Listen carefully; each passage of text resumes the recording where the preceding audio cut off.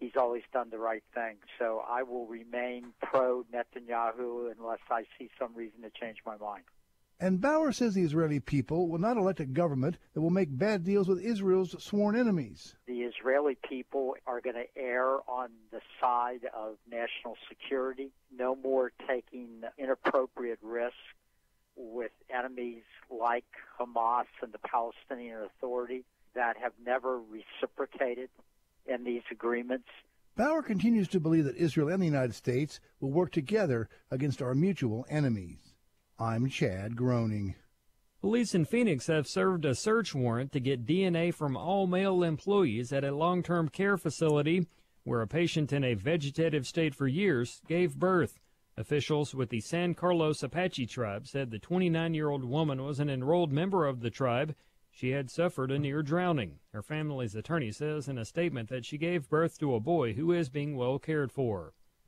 Possible charges are pending against a California woman seen on a viral video dragging a bloody dog behind a scooter. Fox's Jeff Manasso reports. A man's home security system captured video of a small dog being dragged Sunday in Bakersfield behind a fast-moving scooter operated by a woman who was also confronted by Brandon Sanders, who tells KERO. He wasn't making any noises or anything like that, so it was kind of surprising. And then as I got up closer, I could see all the bloody paws. Police later tracked the woman, whose lawyer says is cooperating. The dog doesn't belong to her, and she no longer has the animal that we're told is recovering. I'm not going to say that what she did was intentional, but it was very negligent. Bakersfield police continue to investigate the case. Jeff Manasso, Fox News.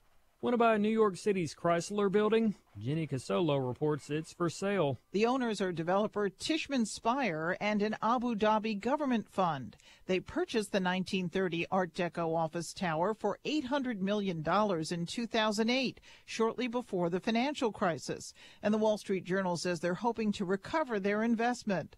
The Chrysler building was the world's tallest building when it opened, but it was topped by the Empire State Building in 1931. It will require updating for modern offices, but even some tech companies welcome vintage properties. And markets are up after talks aimed at ending the U.S.-China trade war wrapped up. No details have been announced, but President Trump tweeted that the talks were going very well. The talks were the first face-to-face meeting since Trump and Xi Jinping agreed to suspend further tariff increases while they negotiate. Find more news at onenewsnow.com. Thanks for listening.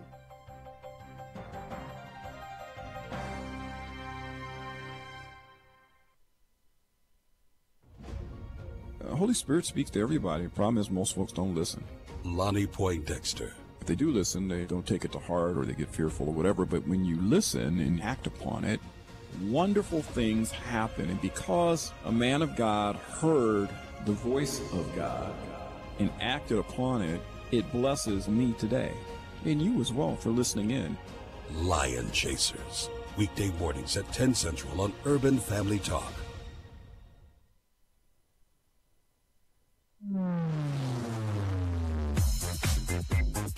She's sharp, pointed, and insightful. This is Stacy on the Right on American Family Radio and Urban Family Talk. America proudly welcomes millions of lawful immigrants who enrich our society and contribute to our nation. But all Americans are hurt by uncontrolled, illegal migration. Whether it's one, whether it's four, whether it's 14 or 4,000, one terrorist coming into our country in a legal fashion to do us harm is one too many. And we have to take every step possible to prevent that from happening. He is standing strong for the American public, but more importantly, he's the one person in the room that's trying to find compromise where the Democrats will not move at all. We don't govern by temper tantrums. No president should pound the table and demand he gets his way, or else the government shuts down. All of a sudden, Democrats have developed this new partisan allergy to the subject of border security. They're even prolonging a partial government shutdown just to avoid getting more of what they themselves have voted for in the past. And now, Stacy Washington. Welcome to the program. Thank you for tuning in to us here. You're at home on American Family Radio and Urban Family Talk, and we have a wonderful program for you today. This hour, we're going to be speaking to Roxy Lamorgese. She's a global project manager for Mission PreBorn. PreBorn Ministries provides free ultrasounds and spreads the gospel to abortion-minded women, hoping to not only usher them into the kingdom, but to help them make a choice for life, to extend their family tree, and to maintain and even improve their familial situation by having a baby. It's wonderful, wonderful programming. 100% of everything that you give to PreBorn goes directly to those ultrasounds at pregnancy resource centers across the country with life-affirming messages that really speak to women in a way that they can't get that kind of communication and caring at abortuaries like Planned Parenthood. These women, they need the assistance that they receive at these pregnancy resource centers, and that includes free diapers and anything you can think of that has to do with a baby, baby clothes, car seats, the blankets, everything that a baby needs. You know, it's like a apartment full of stuff that you have to buy for a baby. And the pregnancy resource centers give these items to women free of charge just to help them out of the goodness of their heart as a ministry.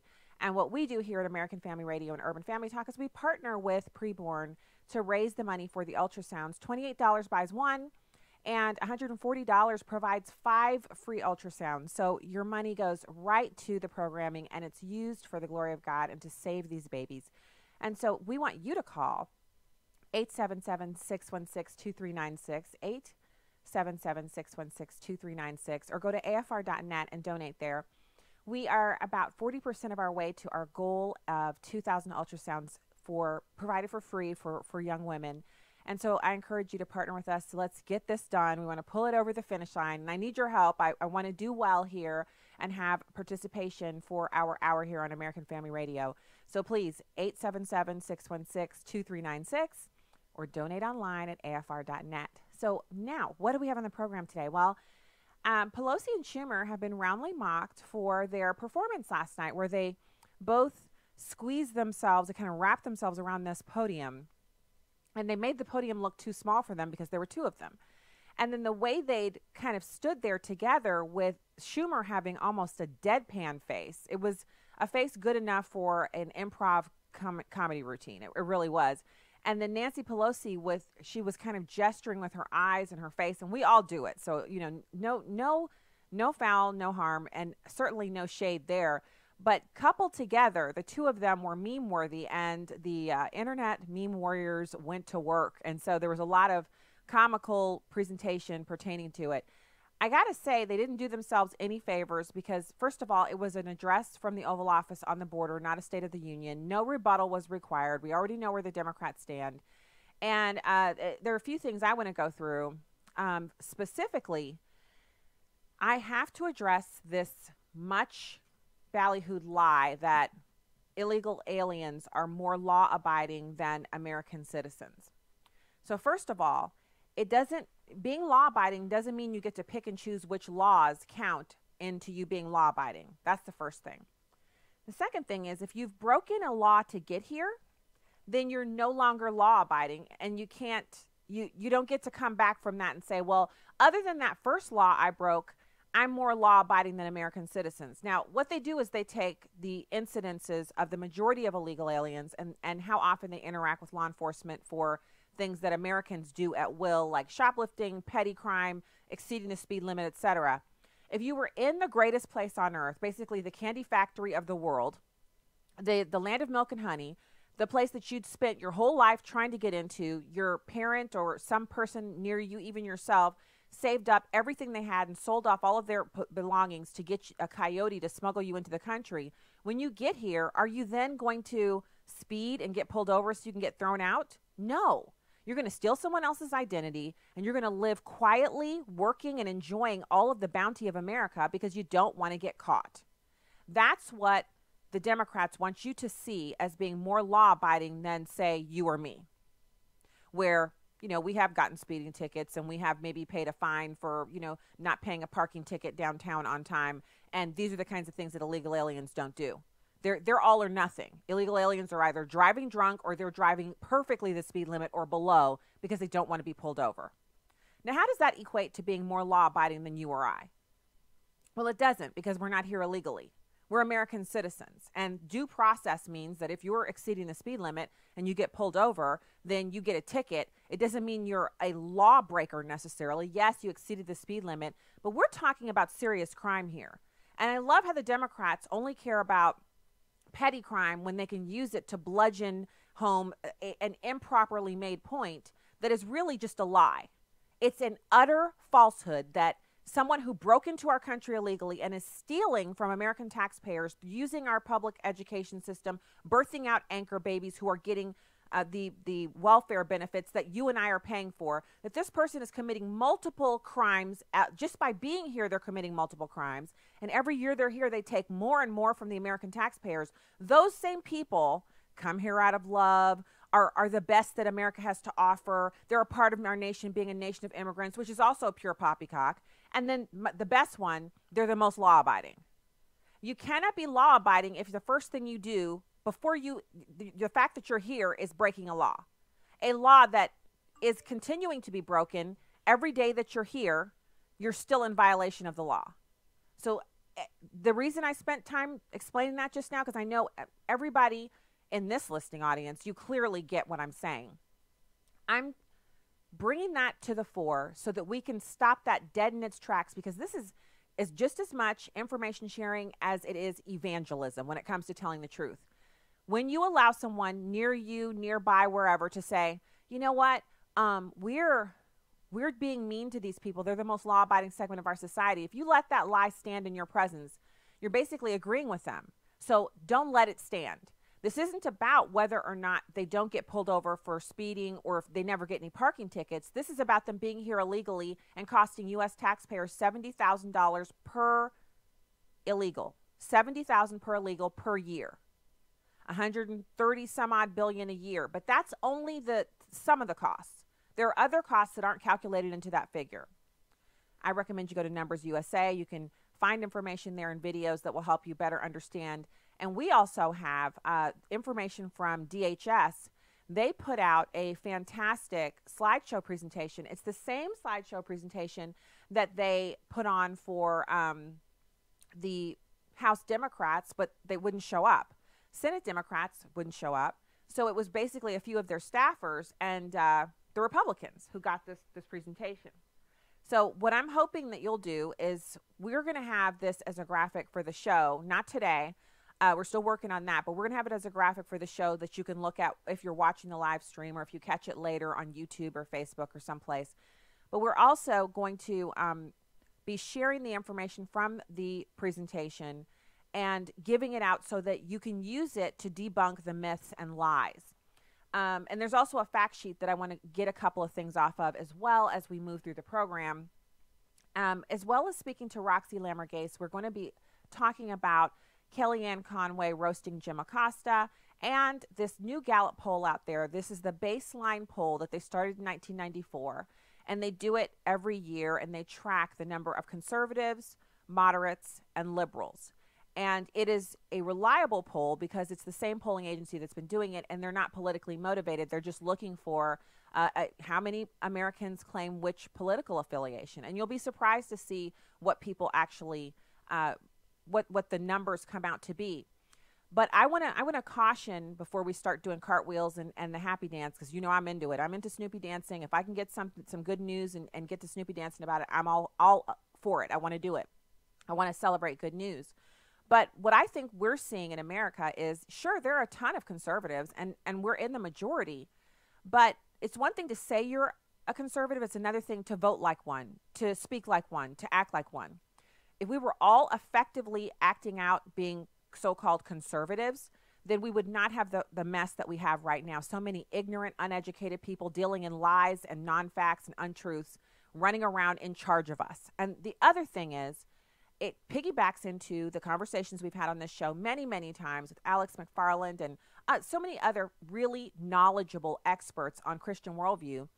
And in those conversations, it's the same thing as people who say they're Christians. They say they're a Christian because they mean they're not a Hindu or a Muslim or something like that.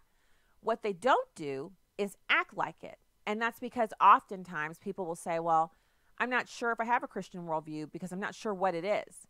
And we've gone over that. I have a 60-second spot that's in rotation that's about that. You can go to Family Resource Council. You can read about Christian worldview on American Family Radio's website and The Stand, the blog over there. Many of our hosts are well-versed in the topic. Brian Fisher, Abraham Hamilton III, the living brain trust of American Family Radio.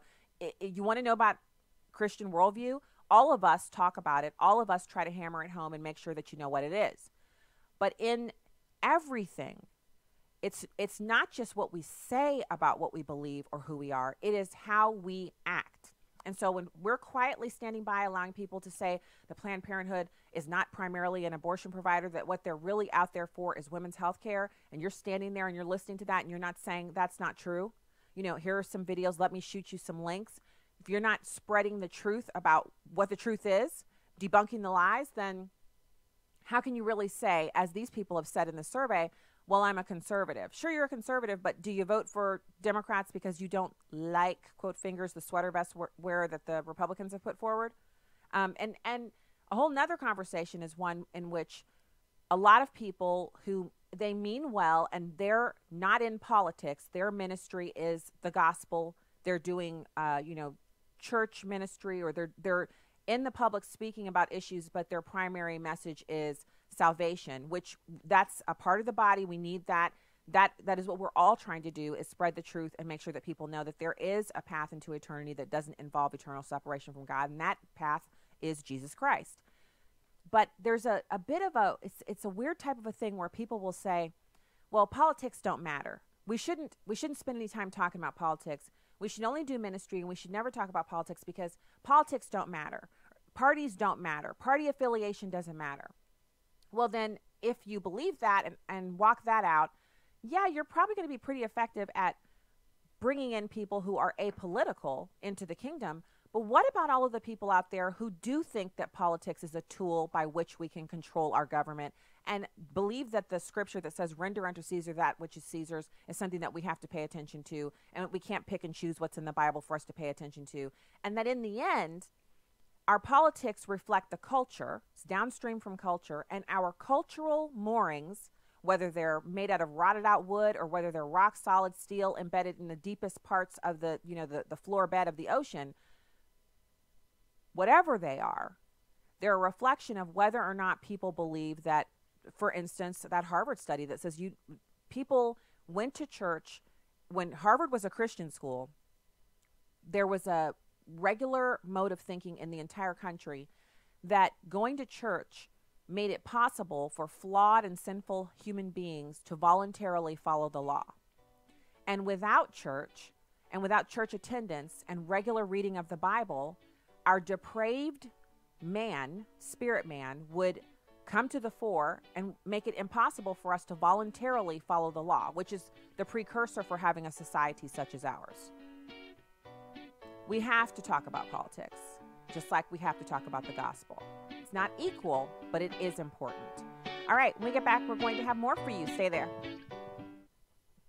Who said this? Of all the dispositions and habits which lead to political prosperity, religion and morality are indispensable supports. Hello, everyone. I'm Tim Wildman, president of American Family Association and American Family Radio. I was quoting none other than George Washington, our first president and father of our country, who said specifically that religion and morality are indispensable supports for our government and our culture. We're going to be going to Washington, D.C. and Mount Vernon, the home of George Washington, in June and September. If you'd like more information on this, please go to spiritualheritagetours.com. That's spiritualheritagetours.com. We'll also be going to Williamsburg, Jamestown, and Yorktown. If you'd like to do both tours or one or the other, that's fine. For all the information, again, June and September, go to spiritualheritagetours.com. We'd love to have you during these 2019 tours. Hi, I'm Crawford Loritz with a Legacy Moment. I have a friend who saw a lot of combat in Vietnam. In fact, he was severely wounded and highly decorated for his valor in combat. I remember asking him once what it was like to constantly be in harm's way. He said, besides being scared to death most of the time, we realized we needed each other, and so we tended to focus on what was really important. We watched each other's backs. Guys prayed who would otherwise never even mention God's name. Under pressure, under those dangerous circumstances, we realized that we held each other's lives literally in our hands. I sometimes feel as if the Church of Jesus Christ in this country is not desperate enough. We don't seem to sense an utter need for God and our need for each other.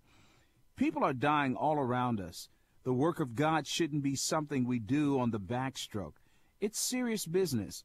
We desperately and urgently need Him because we can't change lives. Only He can. The early disciples were seized with this sense of urgency, this passionate cry to God in utter dependence. In Acts chapter 1, Jesus has ascended. He's in heaven, and now the task is before them. Listen to these words in Acts chapter 1, verse 14. All these with one accord were devoting themselves to prayer, together with the women and Mary, the mother of Jesus, and his brothers. This is in the context of urgency. They were continually devoting themselves to prayer because these early followers were desperate. They saw the tremendous need for unity and persistent, prevailing prayer. Here's what I want you to remember today. Ask God to show you the urgent, desperate need of the people all around you. Ask Him to give you a burden to pray and a heart for unity. Join Crawford Loritz tomorrow for another Legacy Moment. You can download episodes of Stacy on the Right from the podcast page on AFR.net or UrbanFamilyTalk.com. Now, back to the show on American Family Radio and Urban Family Talk. Can you promise that the president will tell the truth tonight? Will he tell the truth? Yes, Jim, and can you promise that you will? I will. The whole truth and nothing but the truth to help you, God? I'm not the Am one I who allowed has to the mention God to alternative you? facts problem like you do. No, well, that, Jim, I know that's a cheat. Make sure that goes viral. Okay. This is why, by the way, this is why I'm one of the only people around here who even gives you the time of day. Can you guarantee? And let me get back in your face, because you're such a smart most of the time, and I know you want this to go viral. A lot of these people don't like you. But let me just be respectful to the media at large, as I always am. I explained that was alternative information and additional facts. And I explain it many times. And don't you put it back in my face for all the corrections that your network needs to issue. I was on your network 25 or 26 times in 2018. I'm one of the last people here who even bother to go on. And the disrespect that you show to me personally, I'll just look past. Ma'am, no, and don't call me ma'am to make it up. Do you hear the sound of that crackling? It's like bacon fat. It's somebody getting straight roasted by Kellyanne Conway. And that somebody is Jim Acosta. So why would I be giggling with glee at that? Well, did you hear what he said to her? So rude. I mean, I understand it. It's like a war and you're at battle, but there's a time and a place to lob the harder questions, and it's not every time you see someone. There is such a thing as having some decorum, letting some of the interactions be a little more bright, a little nicer, if you will. And that is, I'm saying that as someone, I gave a speech one time at Education Policy Conference called Pick Up Your Sword. So, I mean, I'm not your, softer, gentler conservative. That's not me at all. I've never been that person. I'll never be that person. But I do understand decorum. And there's a way to get at questions and answers that you want to get to. I can be fiery. I can be direct. I have had some people email and chastise for my treatment of a couple of guests. And on occasion, I do think to myself, maybe I could have come at that a different angle. But this is not an everyday occurrence. This is something that happens rarely, as opposed to Jim Acosta, who's always rude. And so I thought this audio was interesting because he's making himself the story again. He's learned nothing. That whole revoking of his press pass thing, it didn't do anything. And he is the reason why they don't have a daily press briefing anymore, why the reporters have to hang around outside the side doors of the White House and try to catch a staffer on their way out so that they can get, a comment on something. It's Jim Acosta's fault. Now, there are others in the room who are regular bad actors, but he is really the primary person who has made it so that they just can't have regular operational functions for the press corps. And as long as he's the CNN person, they're going to continue to have this limited access, which is what they deserve. Not all of them, obviously. There are some members of the media who are kind of caught in the crossfire and they're being, iced out unnecessarily. But those are the same people who can send over an individual request and get, access via other means. And so I think that is going to continue to happen as well. An update on our ultrasound tally. We're at 942 ultrasounds gifted to PreBorn Ministries for distribution throughout their Pregnancy Resource Center network. 942. That's fantastic. That's just shy of 50%. We are so excited about that, but we got to push home. We got to get there today. So I just want to ask you to please give the phone lines a ring. $28 buys that ultrasound. 100% of what you give goes straight to the ministry, goes straight to the ultrasounds. And yeah, $140. It provides 5 ultrasounds. You can call 877-616-2396, 877-616-2396, or you can go to afr.net and click straight through. So quick and so easy, and you can get it done. And speaking to the volunteers is fun. We have the best people answering the phones, but you also can just do it really quickly. If you're at work, you don't want, your business out there, or you're in a cubicle environment, and you want to keep things quiet, click through on your phone, your laptop, you're in, you're out, you're done. So good to do that. 877-616-2396 or afr.net. Now, speaking of that, before we get to this Gallup polling information, I want to listen to this PreBorn cut, and it really brings home what's happening here. Oftentimes, we'll be in our echo chamber, our cocoon. It's where we live. It's our community, and there's nothing wrong with that. We live in the environment and communities that we're in, and it's not a mistake. It's God's grace that we get to be where we are. But sometimes it makes it a little tougher for us to kind of, it's a little harder for us. We're like, I don't really understand what that person could be going through, or I don't understand why do we need to provide a free ultrasound to an abortion-minded mom? And I'm telling you, it makes a huge difference. I've talked to women who've changed their minds at protests outside Planned Parenthood here in St. Louis. I've actually talked to women and listened to them tell the story of how hearing the heartbeat and seeing the ultrasound image literally removed abortion as an option for them. And they thought to themselves, I don't know how I'm going to walk through this. I've already been kicked out of the house. I'm a teenager. The dad is never, ever going to marry me or even spend any time with me, but I can't do this. I can't snuff out that life. And of course, God provides. He walks these women through these wonderful programs and paths where they do end up having a place to live. And sometimes the dads actually do come and they're involved. And so it's not what it appears, but listen to this. This one is cut 0508. They asked them if I wanted to keep my baby, and I was like, no, it's not what I want to do. And so Ms. Jackie was like, well, would you like an ultrasound? And I was like, sure, whatever. And so she was giving me the ultrasound, and she turned on the sound, and my baby had a heartbeat.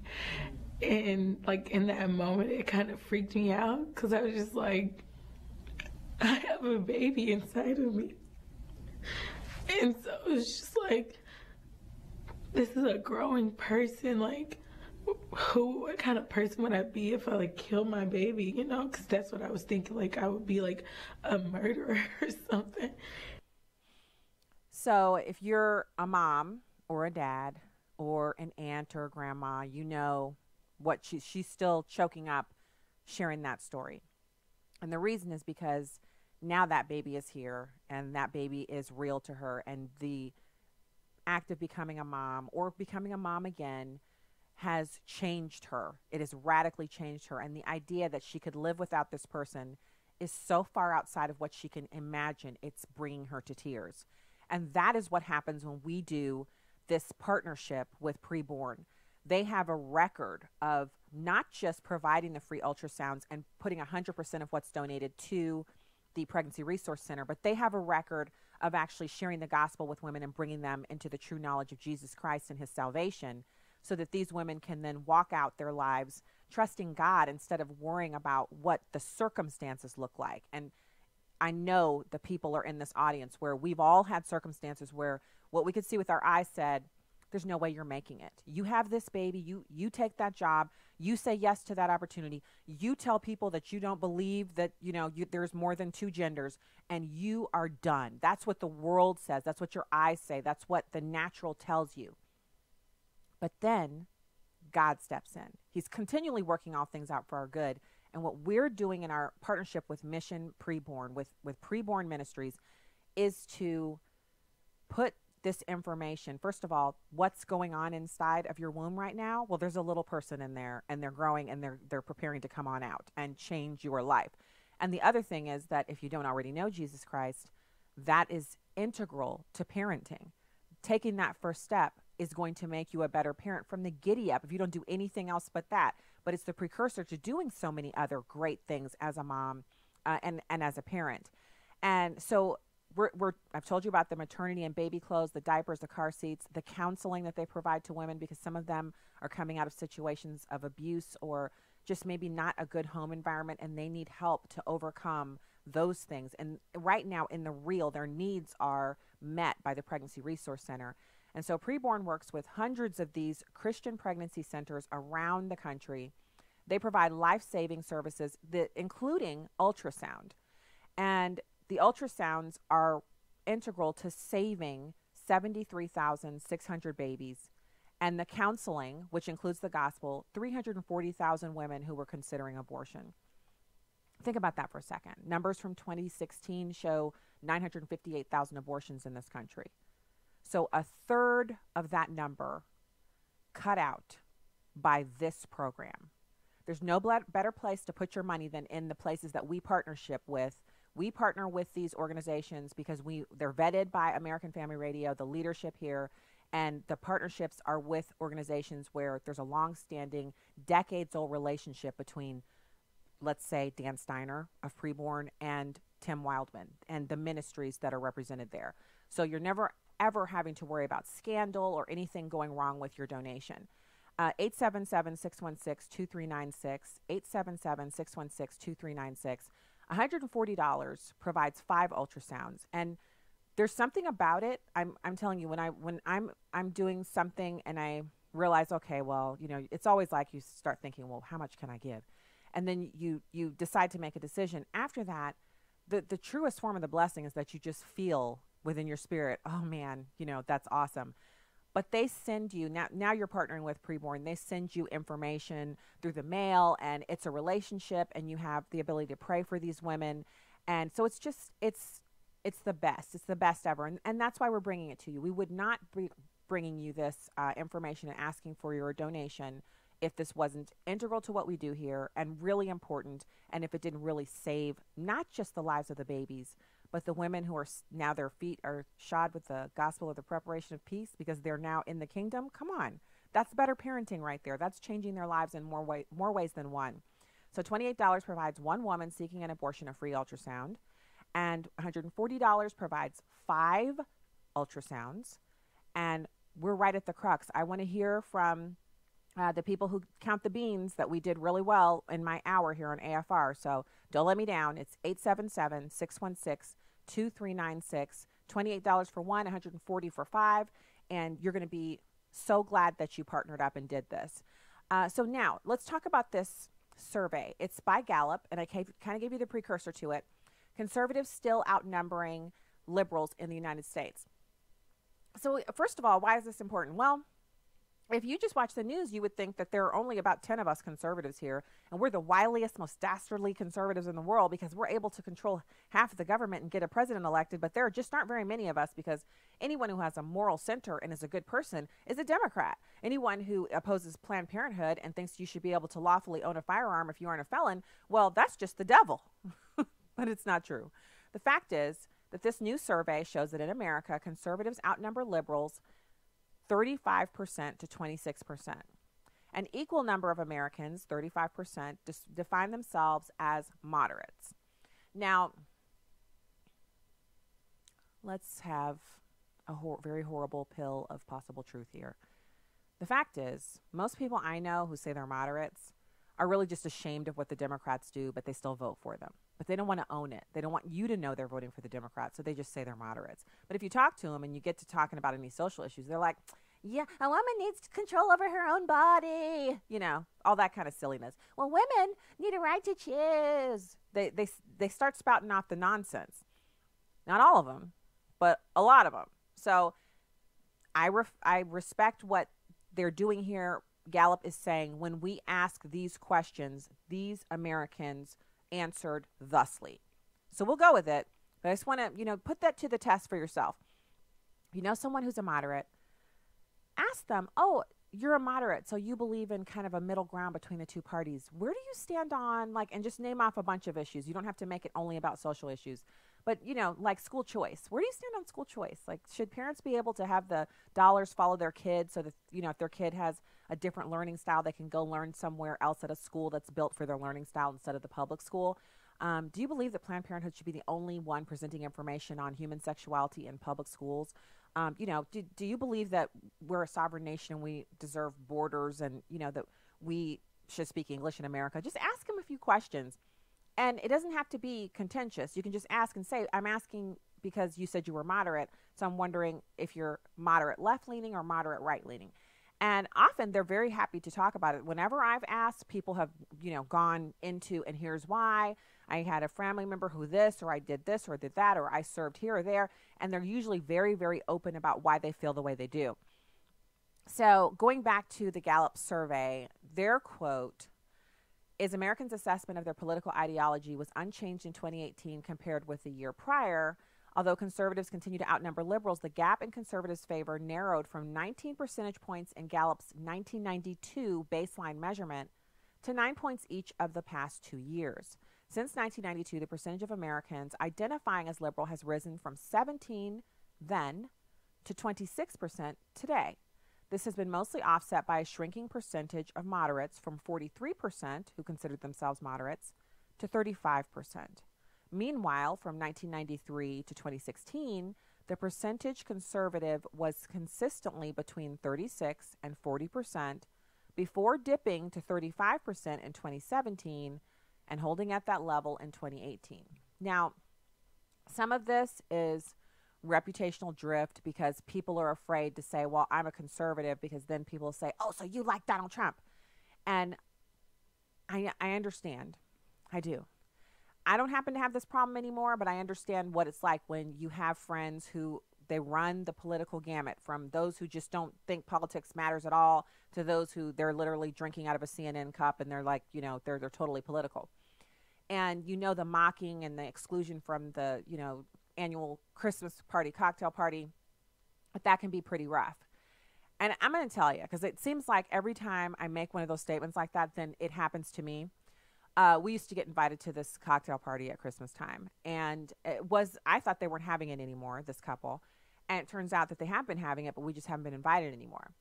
And the reason I found out is because another friend told me, oh, well, you weren't there, but at the cocktail party at Christmas at so-and-so's house.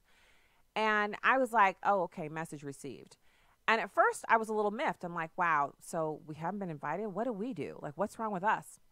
And I feel like the Holy Spirit said to me, why do you care? Why are you concerned what's going on over there? If you were meant to be there, you'd be there, because I'd make a way for you to be there. So if you're holding back on telling the truth about what you believe, stop and let God make the way, because he'll never fail you. If you're going to be courageous, he's going to stand up for you as well. When we get back, we'll have Roxy Lamorgese. Stay there. The Capital One commercial will forever be etched in the ear of the listener. What's in your wallet is a phrase that won't easily be forgotten. But this is not a Capital One plug. I want you to think about the people that are in your circle of influence. Who's in your circle is my new catchphrase, simply because we don't think enough about the people or spirits that we allow into our personal space. Negativity is contagious and fatal. Misery loves company, and it's fatal to your hopes and dreams. I think we all know someone who, no matter what good has happened, always has something negative to say. Ugh, that really bothers me. That bad attitude and that pessimistic spirit will only cause you to do the same. There's no room for doubt, especially if you're believing God to bring that vision to fruition. Now, this is not a license for you to be mean. It is, however, a license for you to assess who's in your circle and make the necessary adjustments. With a heart for the urban family, I'm today's urban woman, Tony Johnson. Connect with us at urbanfamilytalk.com. Hi, this is Steve Tiber with 8 Days of Hope. We've seen God open up so many doors for us to help serve and love those who get affected by a natural disaster. As the trees and the wind started crashing down around us, my wife was, of course, very diligently praying, Lord, please be with us. Very simply, we do it because God commands us to love others. I see these volunteers all as a gift from God. And I'm just grateful they're here, helping out. It's a blessing. If you're interested in becoming a part of what God's doing through 8 Days of Hope, please go to 8daysofhope.com, click on Get Involved, submit your email address. I've noticed that whenever there's a time in my life when things might be a little gloomy, the number one thing that I can do is to go serve somebody. And I would encourage anyone else to, it's worth it. Come out and do it next time if you didn't make it to this one, and the Father will really bless you in it. Thank you so much for your prayers and volunteering with 8 Days of Hope.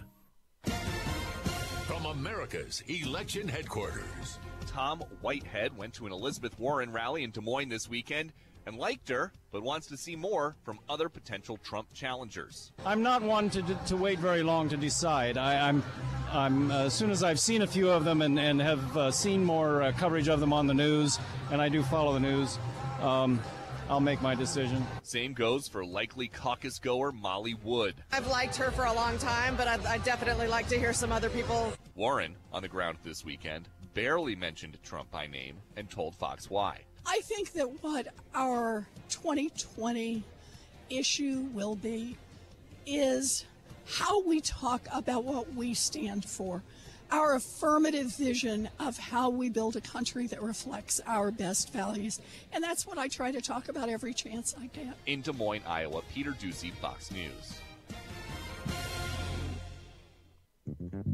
This is Stacy on the Right with Stacy Washington on American Family Radio and Urban Family Talk.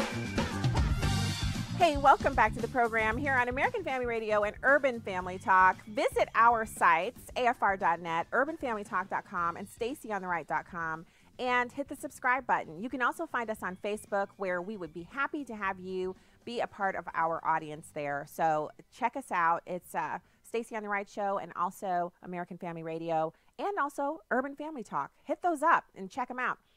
We didn't do a daily confession for today, so I wanted to just quickly share something that's been on my heart. Teach us to number our days that we may gain a heart of wisdom. That's Psalm 90, 12. Psalm 90, verse 12. So take that with you. All right, right now it's my pleasure to welcome our guest today, Roxy Lamorgese, Global Project Manager for PreBorn. She's the Director of Medical and Client Services at Crisis Pregnancy Center of Southern California. Roxy has been serving in the ministry for 3.5 years, and it's our pleasure to welcome her to the show. Roxy, thank you for joining us. Well, thank you for having us, Dave. So I'm excited to talk to you because I've got the bug for PreBorn. I think it's fantastic, and my husband and I partner with our local. It's used to be a pregnancy resource center, but now it's called something else. But we partner with them here locally, and it's something that we're committed to doing. And when we talk about giving, we've kind of narrowed things down to where we feel like we're advancing the kingdom. And so your nationwide ministry of PreBorn, where you're literally providing the free ultrasounds, really speaks to us as a family and to me personally. And I wanted to ask you a couple of questions about the impact, the human impact. We listened to one of the clips about the young women. Can you tell us what it's like working with them and seeing the change in them after they receive an ultrasound for free? Yes, for sure. There is nothing like it. That's all I'm going to say. There's nothing more greater than to witness the move of the Holy Spirit right in front of you. I'll share one story. I have this lady that just extremely abortion-minded. She was not having it. She's already made a decision before she came into the clinic. So we offered her an ultrasound, and she said, okay, I'll get one. And as she was laying on this ultrasound table, she had her arm behind her head. So, she's laying down, so her arm stretched out. And the minute I put the probe on her belly, a picture, because we have this huge TV in front of them, the picture painted her baby laying the exact same way she was. She broke down crying. And the moment she heard her heartbeat, she said, that's my child. It acts like me. Why is it laying like that? So it began to minister and softened her heart. That she was actually more open now to talk. We brought her back to the counseling room, We did more counseling with her. She chose life right then and there. More than that, she actually gave her life to Jesus that day. See, that gives me chills because that's Christians across the country saying, oh, yeah, I'll give $28. And then when they do that, this is what happens somewhere else. It's you know, we're still working, doing whatever we do. We're buying groceries. We're taking kids to you know, sport practice.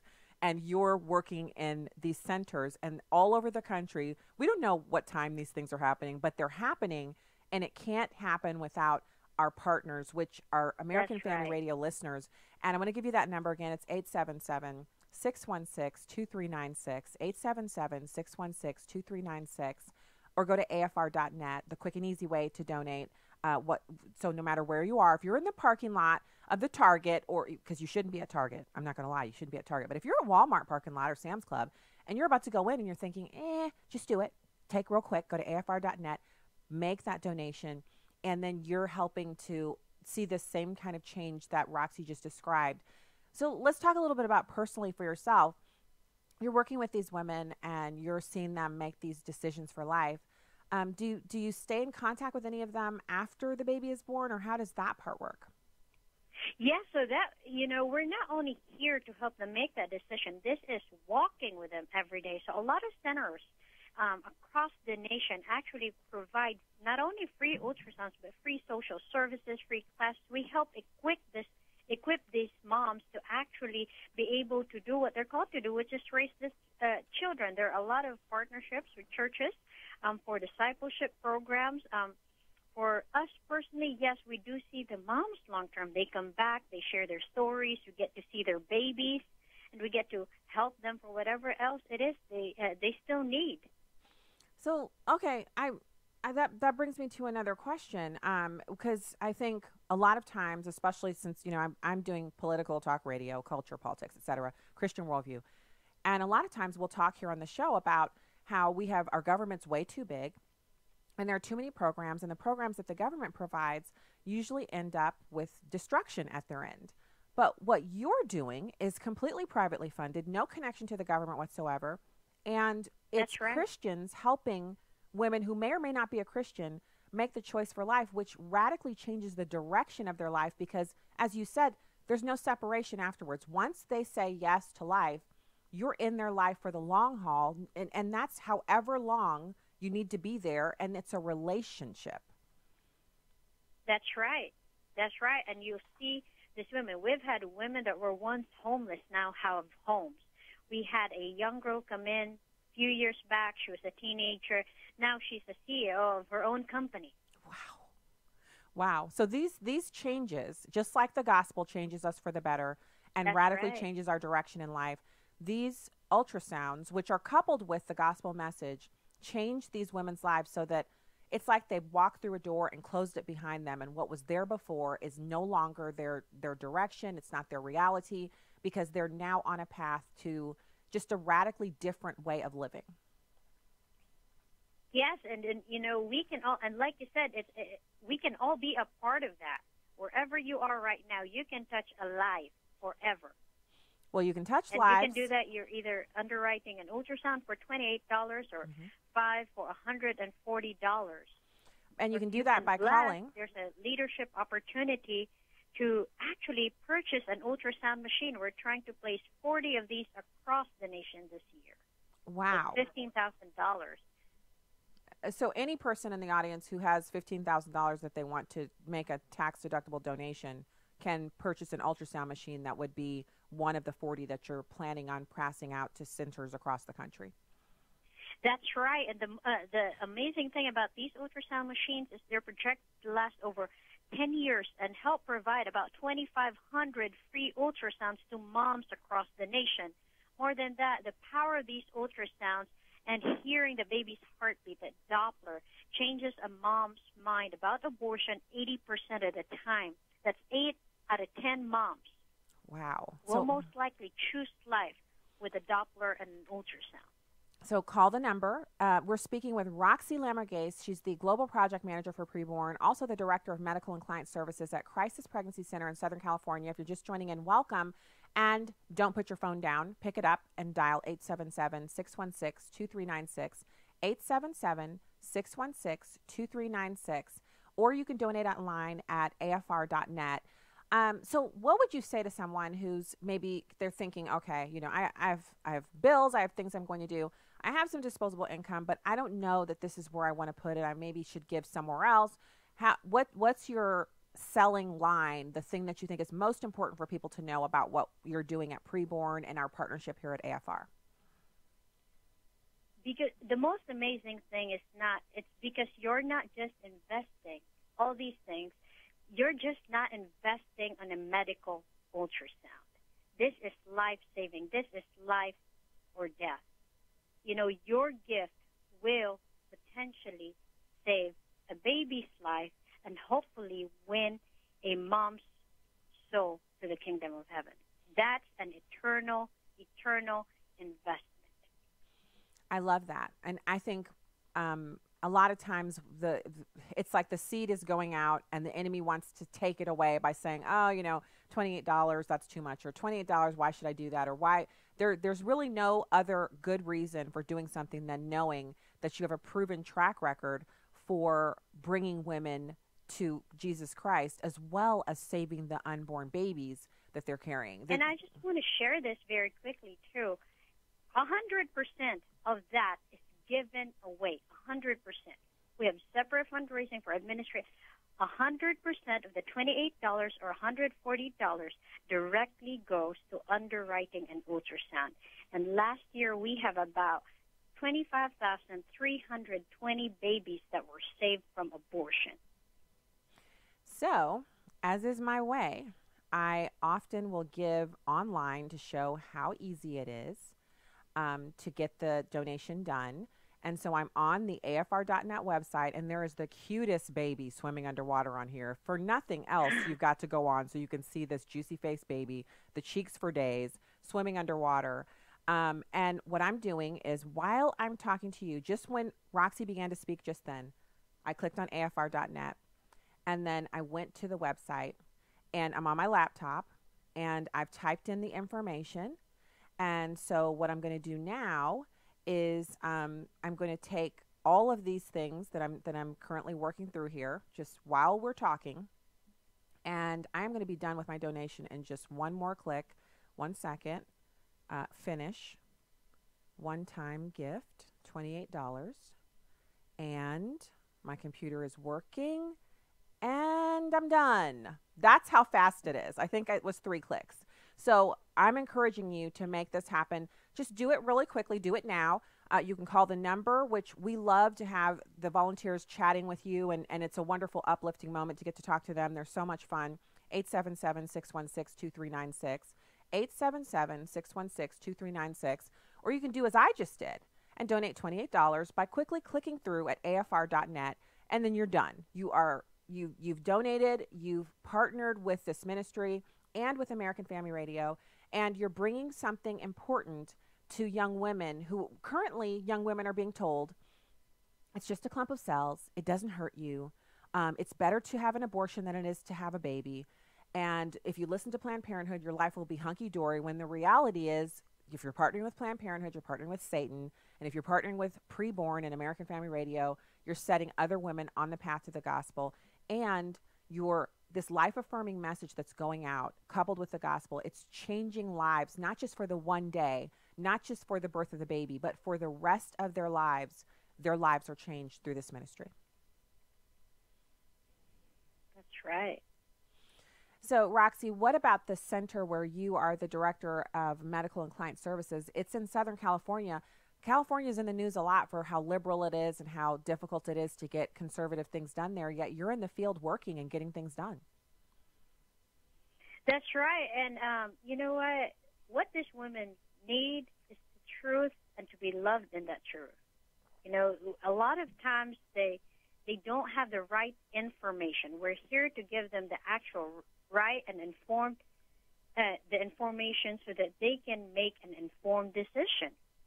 And part of that is being able to see the life that's growing inside of them when the news would just tell them it's a clump of cells. And that Doppler just does that. When they hear the heartbeat, when they see their babies, it paints that picture of the real issue, which is life inside their womb.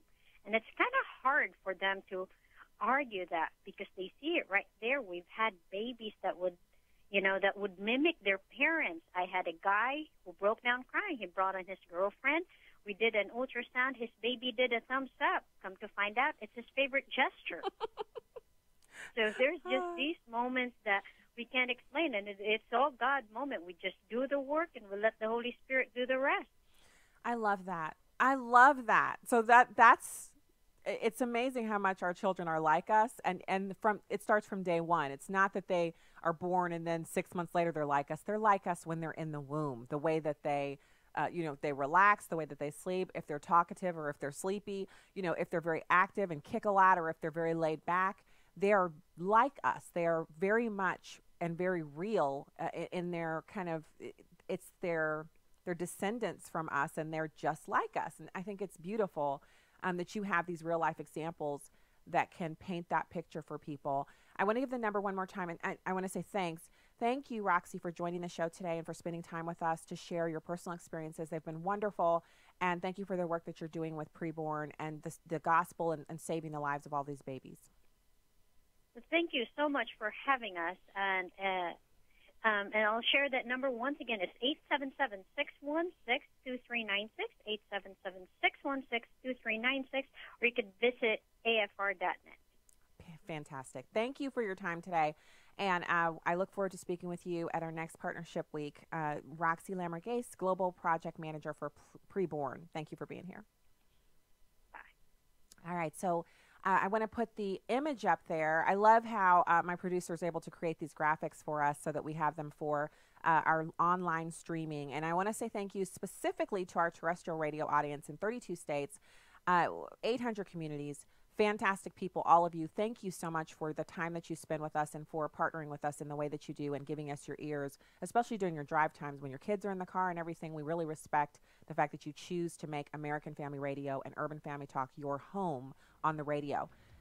That's the music. Well, guess what? God bless you from the heartland. Mission PreBorn this week is so important for us to do it. 877-616-2396, 877-616-2396, or afr.net. God bless you, and I'll be back with you tomorrow.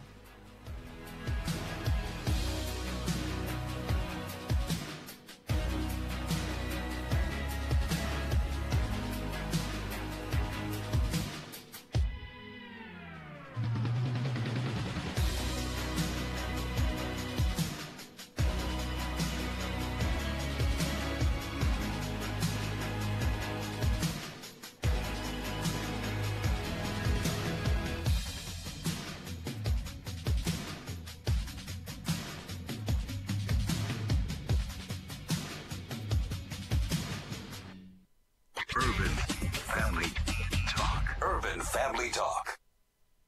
The sexual revolution is falsely promised to satisfy the human heart. God has a better way if we follow God's prescription. Dr. Michael Brown offers hope for those trapped in the downward spiral of sexual immorality. The Freedom of Sexual Purity is a powerful DVD from the AFA Cultural Institute. Get your copy today at afastore.net. Truth, wisdom, empowerment. Urban Family Talk, a ministry of the American Family Association.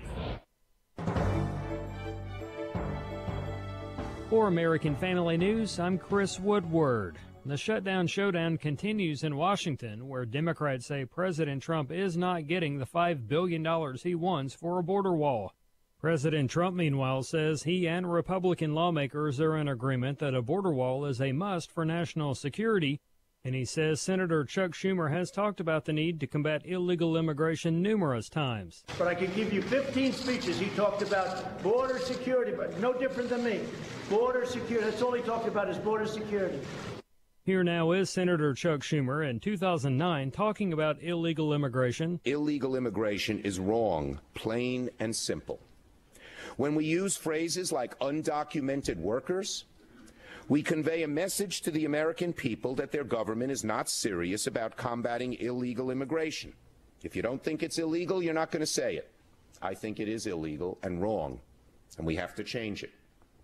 People who enter the United States without our permission are illegal aliens, and illegal aliens should not be treated the same as people who entered the U.S. legally. The White House may be scaling back plans to pull troops from Afghanistan. Fox's Jennifer Griffin reports from the Pentagon. Zalmay Khalilzad, who was born in Afghanistan and served as U.S. ambassador there and in Iraq at the height of those wars, just left for a 2-week trip to Afghanistan, Pakistan, India, and China. Khalilzad met with Taliban officials 3 times in Qatar late last year. He will not be going to Qatar on this trip, according to the State Department. Last week, President Trump signaled his impatience with the war, blaming his former Defense Secretary Jim Mattis. Asked if talk in Washington about the potential withdrawal of 4,000 or 7,000 U.S. troops from Afghanistan hurts Khalilzad's efforts to broker peace with the Taliban, a U.S. defense official replied, quote, whether or not the U.S. withdraws a portion of their forces won't change the difficult pressure the Taliban feel on a regular basis. About 14,000 U.S. troops remain in Afghanistan, serving in a support role. A U.S. Navy veteran is reportedly being held in Iran, but the reason why is unclear. Here's Fox's Gernal Scott. The report is from what is described as a semi-official news outlet in Iran. Michael R. White was, according to the Tasnim news agency, arrested in the city of Mashhad.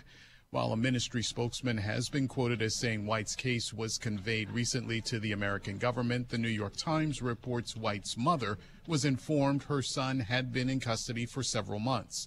White is from Imperial Beach, California, near San Diego. A State Department official tells the Fox San Diego affiliate that they could not comment on White's status, but is aware of the situation. Gernal Scott, Fox News.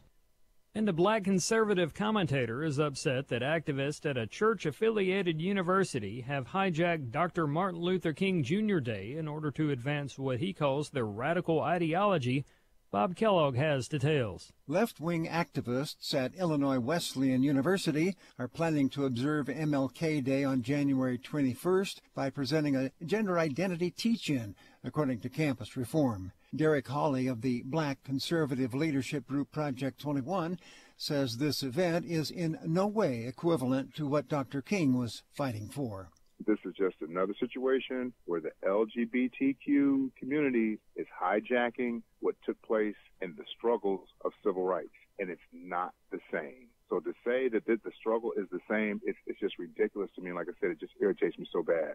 The keynote speaker is radical activist Charlene Carruthers, who describes herself as a, quote, black queer feminist community organizer. Hawley believes she'll dishonor the civil rights leader's image. So why would you think that this right here, what you're doing, is the right thing to do? You're sullying his image and what he stood for by doing this right here. Campus Reform reports the event will end with a session on gender identity and human rights presented by the Pride Alliance at Illinois Wesleyan. I'm Bob Kellogg. That is the news for this hour. For more information, visit our website, onenewsnow.com.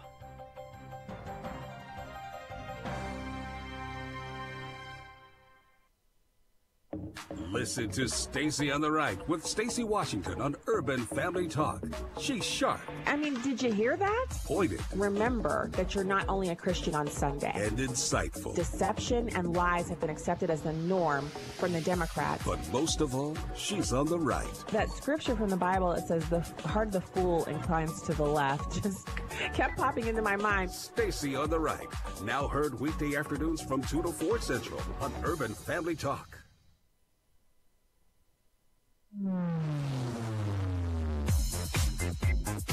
She's sharp, pointed, and insightful. This is Stacy on the Right on American Family Radio and Urban Family Talk.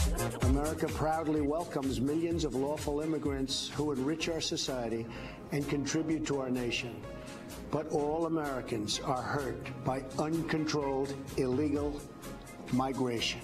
whether it's 1, whether it's 4, whether it's 14 or 4,000, one terrorist coming into our country in a legal fashion to do us harm is one too many. And we have to take every step possible to prevent that from happening. He is standing strong for the American public, but more importantly, he's the one person in the room that's trying to find compromise where the Democrats will not move at all. We don't govern by temper tantrums. No president should pound the table and demand he gets his way, or else the government shuts down. All of a sudden, Democrats have developed this new partisan allergy to the subject of border security. They're even prolonging a partial government shutdown just to avoid getting more of what they themselves have voted for in the past. And now, Stacey Washington. Wow, welcome back to the program. I hope you have been enjoying today's show. I think it's been pretty good myself, if I do actually toot my own little AFR/Urban Family Talk horn. And I'm so glad that we are slamming and jamming through the show today. So we have another great guest for you this hour. We're going to be speaking with Dennard. He's a political commentator, GOP strategist, and friend of mine.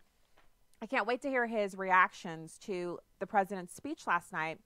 Now, I went ahead and printed out the transcript. You know, I'm on the White House press mailing list, and I immediately shot a transcript of his remarks out. And here was the situation last night. I knew this was coming up, and I'd even considered, like, you know, sometimes when there were debates, a girlfriend would invite some of us over and we'd sit and eat, you know, tortilla chips and guacamole and watch the debates. And each presidential debate, you know, so every 4 years we would do that. And I considered doing something similar, like inviting a few gals over and just watching it from there. But then I realized that our daughter had a basketball game last night. And so we went to that because it was at her school. So it was really quick and easy for us. And then afterwards, the varsity girls played. And so we were watching them. And it was a really tough game. Like, they played this public school where the girls were like literally Shaquille O'Neal and a couple of those others. I don't know the professional ones' names as well. And so we were watching the game. I mean, it was back and forth, and it was pretty close, within 10 points most of the time. And we were just watching that. And by the time we got finished, because we had intended on staying for the first half, basically, first 2 quarters, we ended up staying through the whole thing. And our team lost, but they had a really great showing. They played well. And so on the way home, I was like, oh my goodness, it's 8:20. So I think I've missed the president's address. So I immediately went to my email. I skimmed the transcript, and then I went through and found the video, which it's everywhere. And then I watched the video, and it was surprisingly short. I thought he was going to be up there for like an hour, but again, this is not a rally speech where the president has been known to wax poetic for an hour and 20 minutes while everyone's on their feet the whole time, and sometimes in freezing weather. That man can really give a speech. But this was something different. This was a communication effort with the American people. And the media knew it, and they knew that the facts surrounding unlawful migrants coming into this country are so dastardly, and they paint such a horrifying picture that if he were to describe it accurately, there's no argument they can present that doesn't support a wall. They can't sound sensible rebutting the information that is the truth about what's happening at the border. So what they did was the video I watched was from Newsy, you know, that website. And it's a hardcore left website. I remember when it was just used to be fun. All the stuff on there was kind of funny, and it was stuff that kind of gets you away from politics. And now it's all politics all the time, hardcore leftist orientation. And so I watched the video from them, and I was watching the president, but every now and again they'd put a block of text up, fact check, unlawful or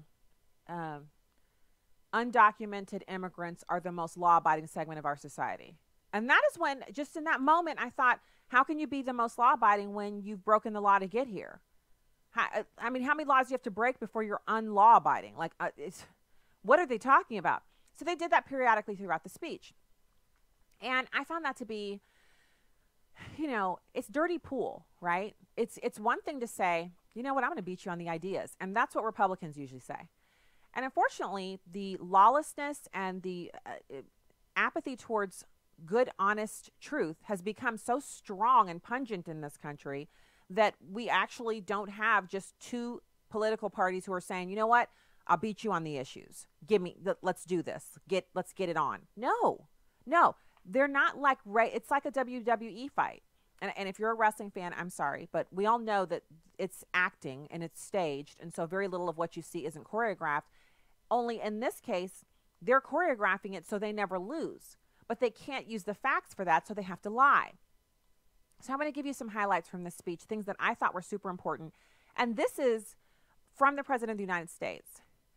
And I can tell you, if he were really as dishonest and self-seeking as the media wants you to think, why wouldn't he just say, you know what, the Democrats are right because I want to be reelected. So I'm going to give up on this issue, and I'm going to make friends with Nancy Pelosi and Chuck Schumer. They're running the House of Representatives, and I'm going to do what I can to salvage the remaining 2 years of my presidency. And I'm also going to fix it so that, you know, I may have fewer Republicans, like while Republicans won't vote for me, but a bunch of Democrats will because they're about to like me a lot. I'm about to do a Bill Clinton and tack to the middle. Isn't that what someone who was completely self-serving would do? Yes, because that's what Bill Clinton did. Am I right? I mean, somebody help me if I'm not right. Bill Clinton saw the handwriting on the wall. Newt Gingrich had blood, on nothing but blood, Bill Clinton's blood on his mind. He was going to take him down. And what he said was, I got a legacy, because that's what Bill Clinton has always been about. What will the history books say about me? What will I be able to show for my presidency? So he got together with those Republicans, and you know, this was before doing that would end your career. And he said, I'm getting reelected no matter what. I'm also having an affair, so I need more personal time so that I can do the things that I want to be doing instead of dealing with these, you know, a group of men who dislike me. I'm not going to spend all my time with them. So he listened to Newt Gingrich and ushered in an economic prosperity that only could have happened if he allowed the Republicans to unleash the economy and do some of the things that they were able to do. He also worked with the black community on the crime bill. The black community came up with the standards and everything that we saw in the crime bill. The same crime bill that everyone is saying now Bill Clinton was a racist for doing it. But at the time, he consulted with black community leaders and people in cities where the crime rate was like 43%, and people were literally watching their kids get gunned down in the street by gang members. And he said, what do you want me to do? And they were like, lock them up and don't let them out. Throw away the key. And so he did. And I don't think that the impeachment was the only reason he won re-election. I think he was reelected because people liked him and they didn't really think the Republicans had the right to impeach him over something that was a private matter. And he sailed right back in there. If Donald Trump was really concerned more about 2020, if he was really as self-serving as they say, then that's what he would do. The reason he's not going to do that is because he knows what's going on at the southern border is the end of America. He's read the book by Ann Coulter, Adios America. He understands the numbers, and he's getting all of the briefings. He's getting the stuff that I'm not going to get. The White House press list, they're not going to send me all the dirty details for the briefings that he gets. I don't have the clearance. They're not going to tell me everything that he knows. And you know me. I like to know stuff. I would love to know. But there's no way I'm ever going to get to know it all. But I do trust that if it were something minor, if this were just a whim, if it was really only about him getting reelected in 2020, we would be seeing different behavior from this man. He's the right tool for the right job. And he's not letting up on this because it is so important. And I do think it helps that Ann Coulter's out there beating the drum. She's like not acting like a fan. And those of us in radio, you know, especially here on AFR, we're very clear that, yes, we support the president, but we're not supporting any amnesty or anything that he would do that would basically give up on this policy aim. We've already seen the failure of the repeal of Obamacare. I never really wanted a replacement. And we can't have that same kind of behavior here on the wall. It's what he ran on. If he can't get this done, we did not elect the right guy. Yeah, I said it. So here are the highlights that I pulled out from last night. And then we're going to go to this audio. Marco Rubio actually, and this is the Gang of Eight guy. Remember Marco Rubio? Marco Rubio was for amnesty before any of the rest of us. You know, we were all like, what did he say? That's why he didn't do well in the primaries, because of his Gang of Eight proposal. He says DACA should not be a part of the deal to get the border wall funding, and tells why. So listen to that in just a second. So quoting President Trump, in the last 2 years, ICE officers made 266,000 arrests of aliens with criminal records, including those charged or convicted of 100,000 assaults, 30,000 sex crimes, and 4,000 violent killings. Those numbers are fresher than what I've been talking about. Remember, here on the show, if you're just tuning in, welcome. Thank you for being here. You're at home on American Family Radio and Urban Family Talk. I was talking about the 2017 arrests of 127,000 illegal aliens, and the crimes that they did, it was only 1,800 homicides that they did. The president says 266,000 arrests in the last 2 years. Oh, it includes these numbers. 100,000 assaults as opposed to, what do I have here on assaults? 48,000. Wow. 30,000 sex crimes. I have 5,000 sexual assaults. And 4,000 violent killings, that 1,800 on here for 2017. So these dastardly illegal aliens, the criminal ones, have been busy killing, raping, kidnapping, and assaulting Americans. He calls it, over the years, thousands of Americans have been brutally killed by those who illegally enter our country, and thousands more lives will be lost if we don't act right now.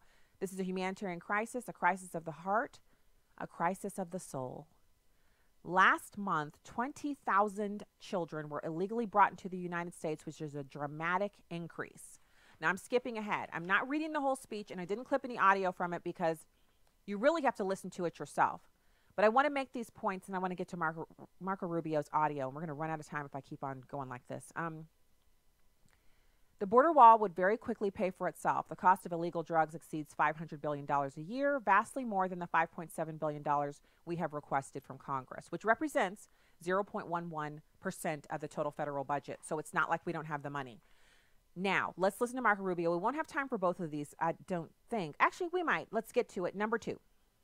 Look, no matter what someone believes about whether we should give amnesty to people that have been here a long time or not, whether you should deport everybody, the one thing we should all agree on is that every country in the world has a system by which they monitor, control who comes in, when they come in, and how they come in, and the United States should be no different. Every other nation on earth does that. Mexico does it, Guatemala does it, Canada does it, and America should do it. And we have a problem on the southern border of not just people being trafficked, but drugs.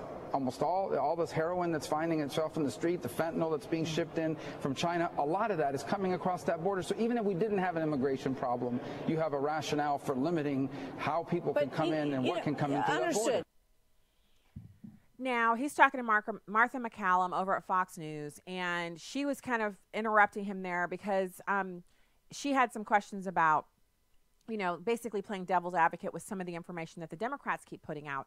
And Marco Rubio came back with an answer on why it's so important to just forget about all this negotiating. This is their job. It's their mandate. It's what they're required to do by the Constitution. It's number 3.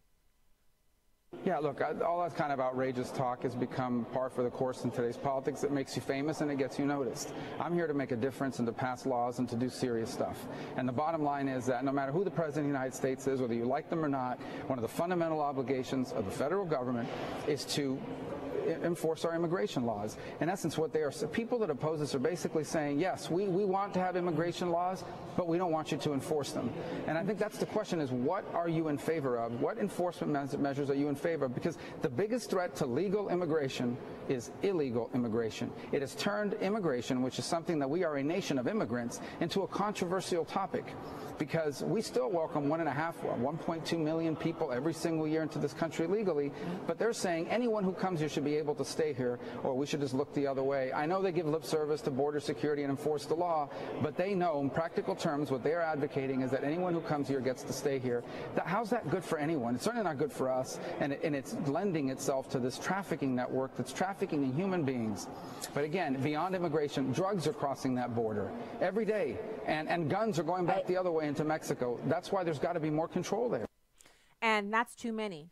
Remember, I'll keep talking about it. One survey showed here in the state of Missouri, 68% of Missourians want to see less legal immigration. We thought 1 million was too much. Now we're at 1.2 million lawful entrants. That's too many too fast. We have to assimilate these people so they're Americans. We don't want Sudanese Americans. We don't want Iraqi Americans. We want Americans, plain and simple. How many languages do we need to speak that in before our representatives get that? Be back with more in a minute.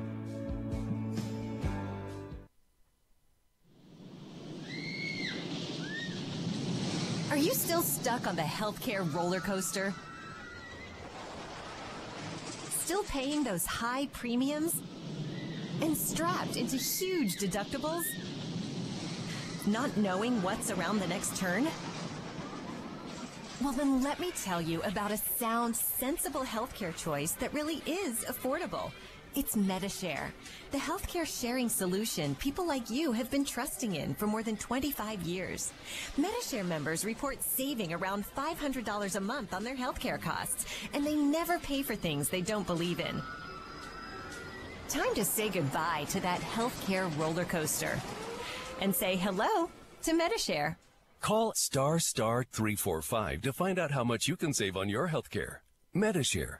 Call ** 345. Message and data rates may apply. That's ** 345. This is Viewpoints with Kirby Anderson. If you've ever taken a social science class, you've probably heard about the law of unintended consequences. Sometimes a policy generates unexpected benefits, but it is usually also producing unexpected problems and even perverse incentives. Although this reality usually develops because of government programs, it also surfaces within companies and corporations. Last year, Starbucks announced that anyone has the right to use a Starbucks restroom. The company did this because 2 African-American men were denied access to a Starbucks restroom in Philadelphia and subsequently arrested. Reeling from this infamous incident, the company announced that everyone is a customer of Starbucks and thus free to use their restrooms. This change policy may not have affected the Starbucks near you, but it has had a decidedly negative impact on Starbucks located in cities with lots of homeless people. The New York Post found in a survey of just a few Starbucks that a half a dozen toilets were locked or barricaded because they needed extensive cleaning. I don't want to gross you out with what happens in these Starbucks restrooms, so let me just simply say they need cleaning because of extreme soiling and other problems resulted from incontinent vagrants. One Starbucks employee who wisely decided to remain anonymous lamented that the company policy was hurting everyone. He observed letting everyone in has resulted in nobody getting in. Like I said, this may not be a problem for your local Starbucks, assuming you live in the suburbs, but it has become a major problem for Starbucks in certain urban areas. Sadly, the Starbucks policy is hurting its brand image of an upscale coffee bistro when it has restrooms that look and smell like the restrooms of a homeless shelter. I'm Kirby Anderson, and that's my point of view. Take Kirby and the Point of View team with you on the go with the Point of View app. Search for Point of View Radio at the Apple or Google Play stores. You can watch a live stream of the show on Facebook or YouTube at Stacy on the Right. Now, back to the show on American Family Radio and Urban Family Talk. Welcome back to the program. Thank you for being here at home on American Family Radio and Urban Family Talk. I am really excited to speak to our next guest, good friend of mine, Paris Dennard, political commentator and GOP strategist extraordinaire. Paris, tell me what your reactions are to what we heard last night from POTUS. Stacey, thank you for having me on. Let me just tell you this. What we heard from our president last night was a tremendous opportunity for the American people to hear just in 9 minutes clarity, conviction, facts, and data about why there is a national security, humanitarian, and illegal immigration crisis on our southern border. The president laid it out there. He talked about the economic impact, especially on African Americans and Hispanic Americans, based upon the jobs that are lost and things like that. This president did something that needed to be done. He set the stage for what we saw today. And what we saw today was more obstruction, more games, more inaction, more partisanship from the Democrats. And so the president did an excellent job at letting the American people know exactly why he feels this is a crisis, one, and two, exactly what he's willing to do and what he's already compromised on. He went from a concrete wall to a steel barrier because that's what they asked for and what they wanted, in addition to several other things that he's already agreed to that make sense. But they're unwilling to even acknowledge that there's a crisis. It's shameful. It is shameful. And I think one of the things, because I've read the transcript through a couple times, and what I noticed about it is, first of all, you pointed out, Paris, that it was 8 minutes long. I was expecting a much longer address. Second of all, that he really laid out the case without it being, too rough for regular network TV. He laid out the case about what's happening at the border, but also what's happening in the interior of the country. And so if you live in a state where there's not a lot of illegal immigration, you don't have any sanctuary cities, there are illegal immigrants there, but you're not seeing their impact as starkly as some other areas where you can literally count how much crime there is, and a percentage of that, a significant portion, is from illegal aliens who are a part of MS-13 or some of the drug smuggling operations, and they're killing people, they're raping people, they're kidnapping people. And he talked about that, and I almost wish he would have done more to, kind of outline a little bit more. But in 8 minutes, he allotted some time to each of the subjects, and I thought it went pretty well. Well, I think we have to remember the networks, for whatever reason, were even scoffing at even airing the president's primetime address. And what he does know, remember, President Trump is a master of television. He understands people, he understands television, he understands ratings, he understands communication better than probably any other president we've seen since Ronald Reagan. And so what he was able to do is say, you know what, I need to give the American people something under 10 minutes. I need to keep their attention. I don't want to lose them. And something that can be easily put on Twitter, Instagram, replayed, and they can get it within 8 to 9 minutes. It was a smart thing to do to keep it concise. But in that time frame, he was able to talk about some key points that you mentioned, the scourge of human trafficking, which I call, and I know you call, modern-day slavery. Talked about that, and talked about the fact that there are 90% of the heroin coming to this country comes to the Mexican border. In addition to that, 300 people die every day from that. People know people who are affected by drugs. People know people who are affected by all of these things that the president is talking about, and it was important for him to lay that out. And I'm glad that he did it. And then you saw that in the response. No solution, no option, no negotiation, no deal. It was mock-worthy. It was a good night for the It was actually, a lot of liberals mocked the response, which I think they probably would have done better not to respond at all, just to be silent, because their rebuttal made them seem childish and unaware of what just went on before they went on. Well, it is exactly what they're doing in the negotiations. Look, I have great fortune of meeting with the president the evening before the address. The president, the vice president, secretary of Department of Homeland Security, Jared Kushner, and they made it very clear about how serious they take this crisis, what they're willing to do, and why they take it so seriously. And they laid out the facts and the data and showed us where there were room for compromise and things that they were willing to do. One of them is the concrete wall going to a steel barrier. And so when I saw the president do that last night, and then when I saw what happened today, if I were a Democrat, I'd be appalled by the actions of Chuck Schumer and Nancy Pelosi, because they're doing the people, the American people whom they represent, a disservice, especially those government workers that they claim to be so concerned about that are furloughed. They don't care about them. This is a political game to them. This is showmanship. This is not principled. This is deplorable. So let's talk a little bit about the way forward. And I'm so glad that you mentioned that you've actually had the opportunity to sit with the president and the vice president and Mr. Kushner and others at the White House, because it adds a little perspective to what you're saying about what we saw last night. But it also means that you're privy to, like, obviously the next announced event that the president has that's a major event is he's going to go down to the border. And there were some comments last night. Well, he sidestepped announcing a national emergency. I personally felt, Paris, that he would not announce a national emergency from the Oval Office. He would rather make the case and see what the Democrats would do in response, and then travel to the border, and then possibly, there's no guarantee he's going to do that, make an announcement there about moving forward. I don't think the Democrats are going to move an inch. What do you see his next steps as being, from what you can share?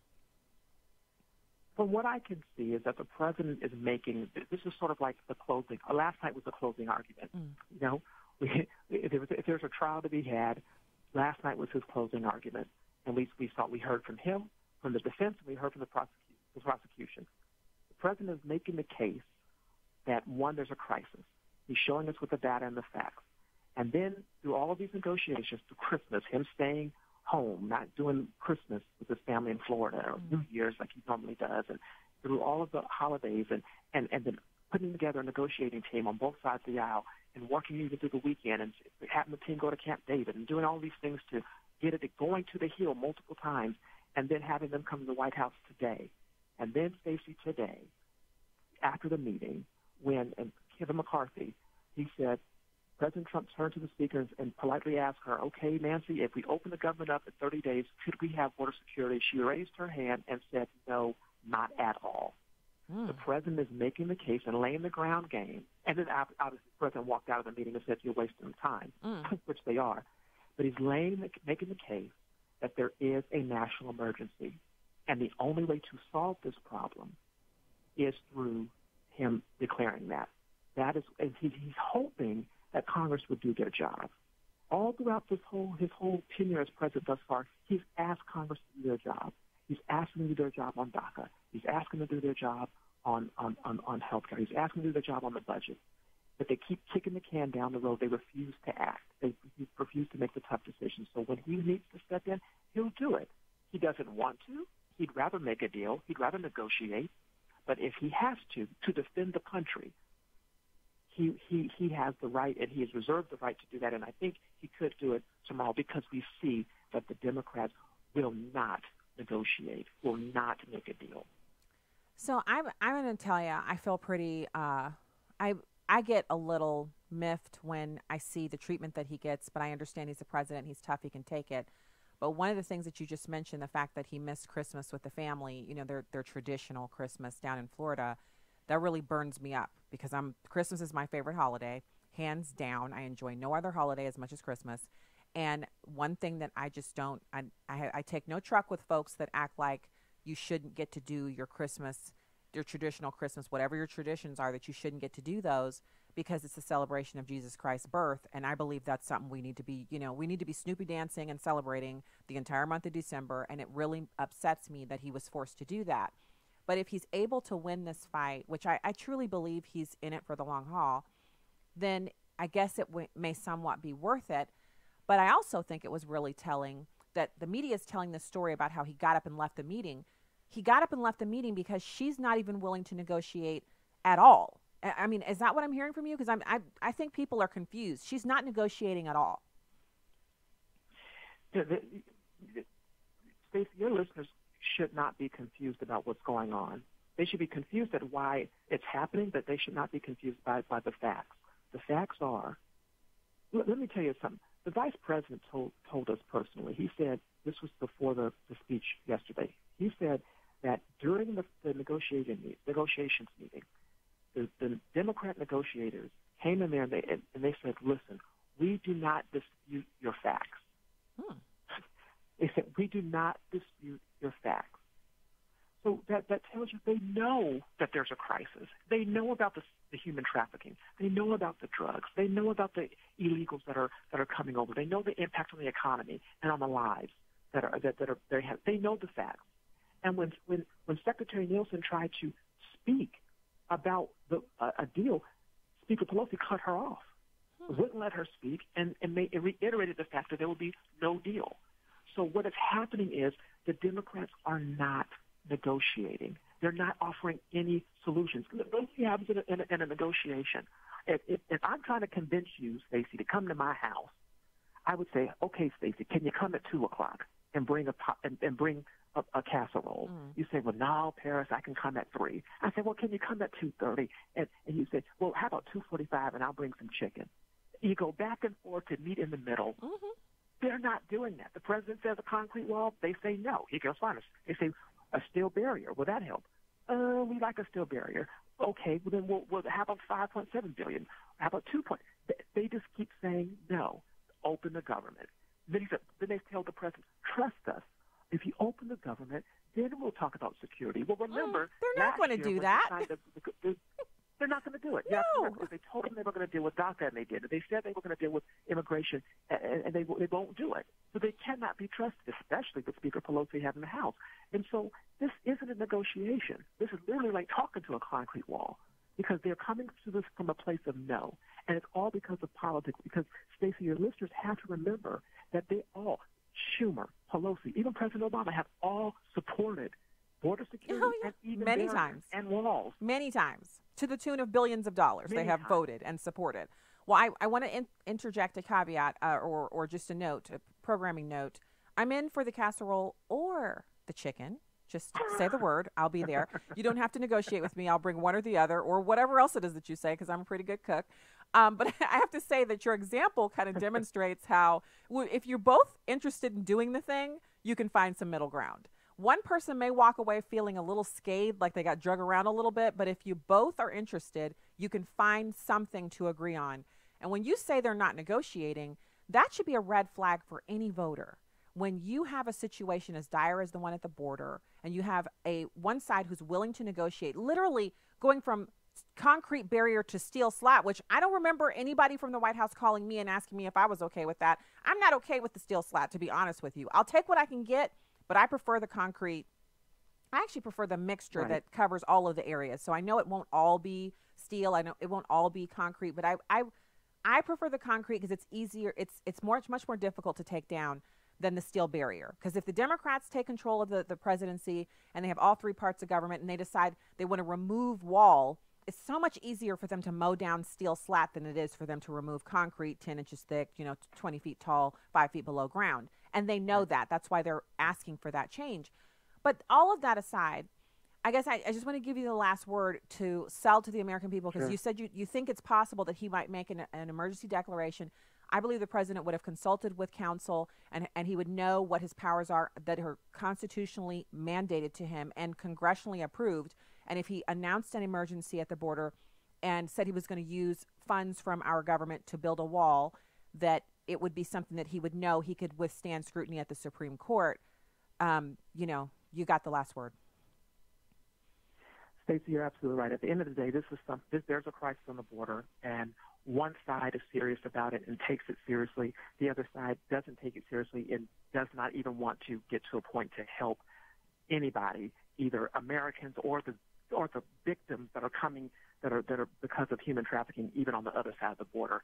If the president uses the national emergency declaration, remember, he has already vetted it, talked to counsel, talked to the State Department, talked to all of the cabinet. Several weeks ago, he told the cabinet members, go through your budgets and see if you have money to help build this thing. If the president makes the declaration, it's because he knows that he has the authority and the constitutionality to do it. And he's also doing it because of the Congress's inaction, namely the Democrats, namely Nancy Pelosi and Chuck Schumer.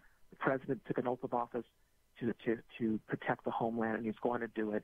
And every voter should really pause and say, in America in 2019, we should have people in Congress willing to negotiate and work with the White House to get things done for the people. If they can't take this seriously, and if they can't get this solved, then heaven forbid any other major crisis or issue comes up that they're unwilling to compromise or work on.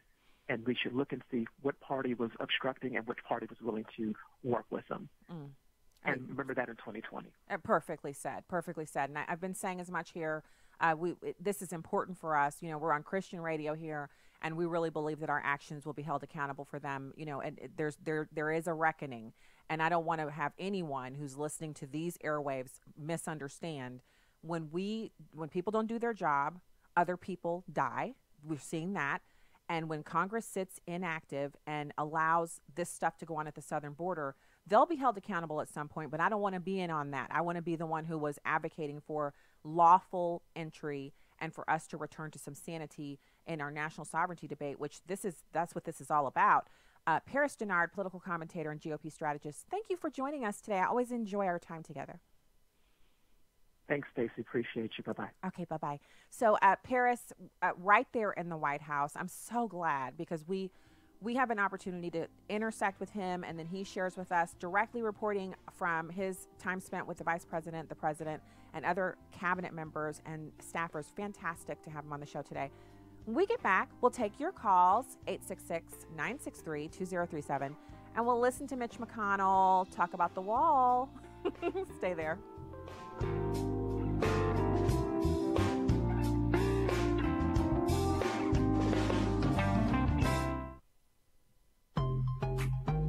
This is Just a Minute with Stacey Washington. We live in tumultuous times.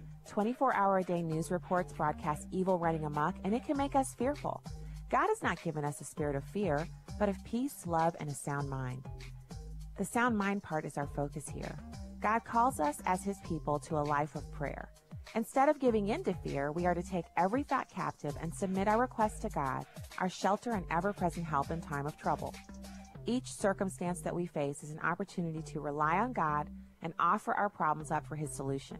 This isn't a platitude, it's a lifestyle that yields tangible results. We have peace in knowing that the ultimate power is operating on our behalf. When we pray, the peace of God, which passes all understanding, will guard our hearts and minds in Christ Jesus. God knows your needs. Let him answer your prayers. I'm Stacy Washington. Find out more at stacyontheright.com. And my father, your great-grandfather, fought in World War II. Really? He was a gunner on the big ship out in the Pacific Ocean. Wow. Your great-grandmother did her part, too. Was she on a ship? Oh, no. She stayed back home. She and a lot of her friends worked really hard in a factory because the men had gone off to war. Ooh. And they held scrap metal drives to help in the war effort.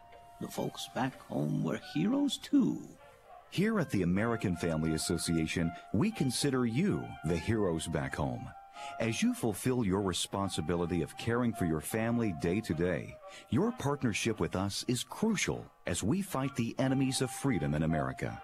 Thank you for your commitment to the American Family Association. Grandpa, what's a scrap metal drive? Let's get some cookies, and I'll tell you all about it.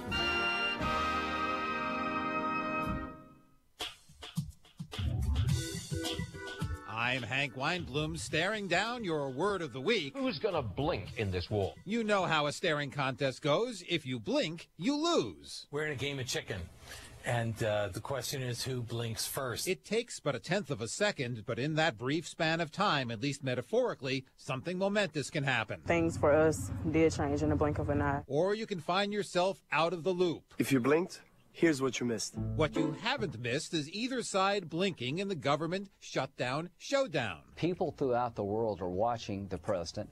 If he blinks here, his credibility on securing the border is dead. He's not going to blink.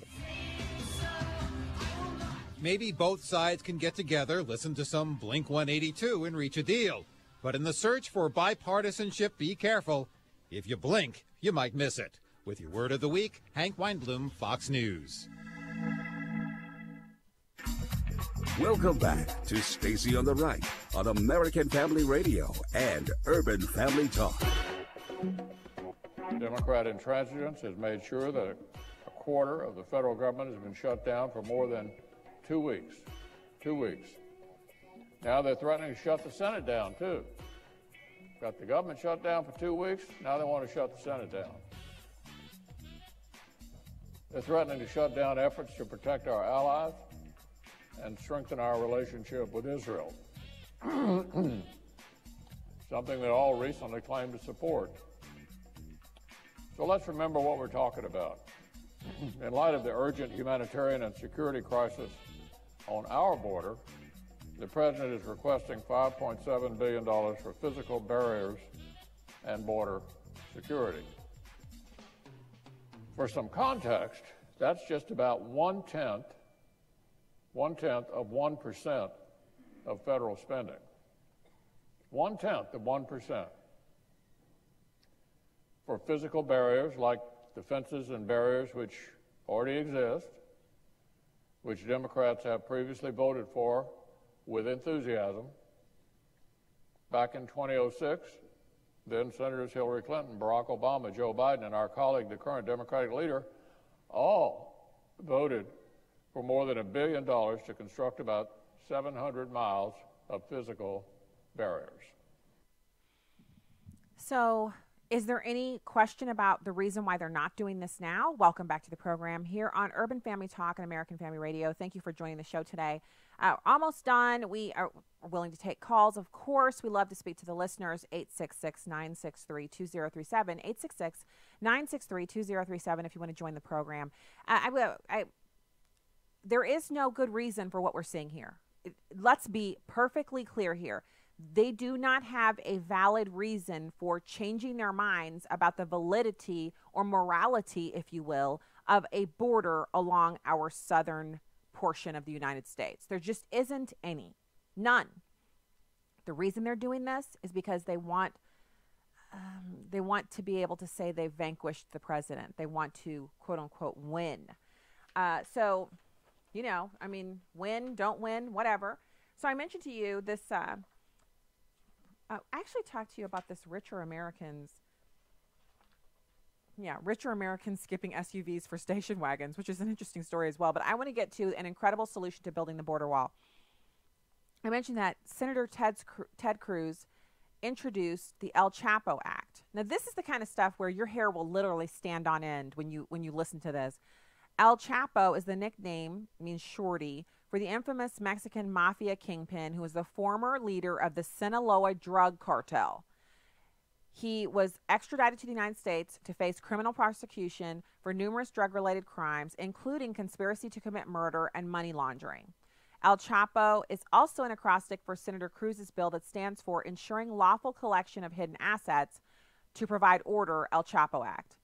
Now, the bill would preserve any amounts forfeited to the U.S. government as a result of criminal prosecution of El Chapo.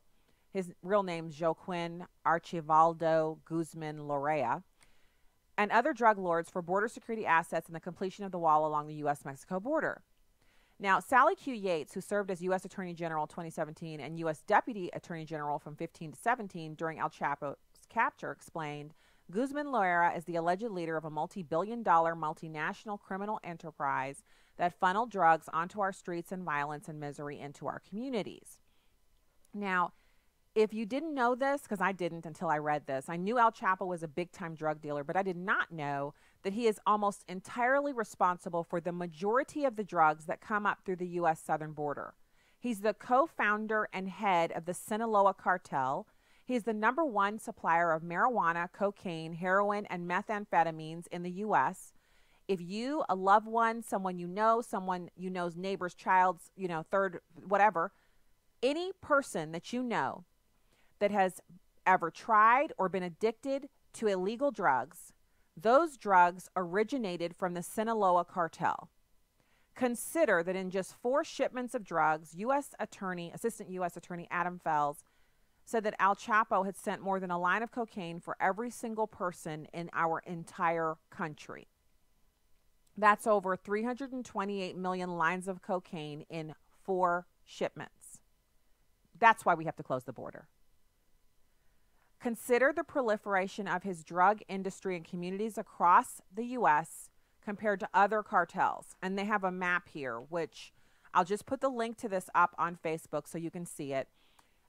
It's amazing. This guy's reach, he covers the entire United States. When you talk about evil dwelling in one person and one person making a difference, when the Democrats say, well, it's only 10 terrorists, it's only 41 terrorists, you only need one person that is bent from the pits of hell on destroying lives.